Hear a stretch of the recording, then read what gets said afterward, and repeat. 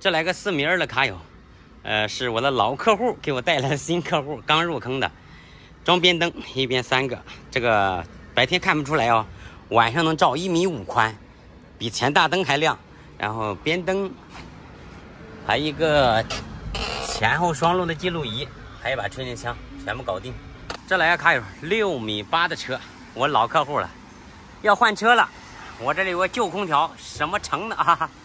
我们河南一个老乡，装了6个月就把它拆下来扔我这里卖废品啊。不过这体现出它的价值了，给卡友把好空调换下来，割骨的，然后给它装上这个，等新车回来再把他那个割骨再给它装上。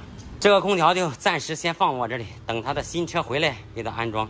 这又来个卡友，装个前后双录，刚到手的车，还整着临牌的电车，安装好了，时间给它调好了，大屏模式是这样的。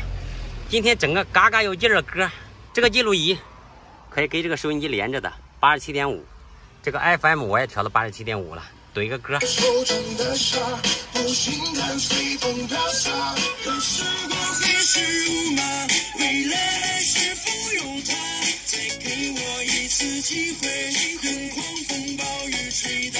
看世界明明大大，凋零飘落的花，握不住手中的沙，不心。来还有4.2米的重汽车，安装轻卡专车专用空调啊，豪华车，重汽豪华专用面板，看见没有？嘎嘎漂亮不？锂电池安排一个5度电的。刚开始卡友纠结了好久，纠结了2个小时，最终决定整锂电池，安装完毕，这个能带好久的。这来个卡友不知道在哪里装了个空调，说坏了，到我这里修。我说修不了，这个空调呢，啥原因呢？就是天气很热，然后你开机开不了多久，它就停机。然后再休息半个小时还能开机，开机之后还是会停机，这是什么原因？这个就是过热保护。这个空调所有的空调基本都有这个毛病，是个通病。而且这个空调连空气器都没有，所以说这东西一坏基本都要换压缩机。关键这个空调比较便宜，你要换个压缩机真没必要，我这里也没有，也弄不了。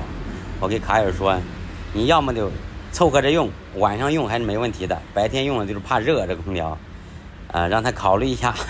他老是说别人坑了他，别人其实没有坑他，人家坑你了是差的东西卖你高价，这叫坑了；人家差的东西卖你低价，人家也没有坑你啊，因为你就这个价格就买这个货，没毛病啊。